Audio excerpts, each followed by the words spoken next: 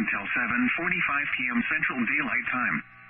At 7:07 p.m. Central Daylight Time, a severe thunderstorm capable of producing a tornado was located 5 miles west of Theodore, moving northwest at 35 miles per hour. Hazard: tornado. Source: radar indicated rotation. Impact: flying debris will be dangerous to those caught without shelter. Mobile homes will be damaged or destroyed. Damage to roofs, windows, and vehicles will occur. Tree damage is likely. This dangerous storm will be near Mobile Regional Airport around 7:15 p.m. Central Daylight Time. Santa Williams around 7:30 p.m. Central Daylight Time. Wilmer around 7:40 p.m. Central Daylight Time. Take cover now. Move to a basement or an interior room on the lowest floor of a sturdy building. Avoid windows.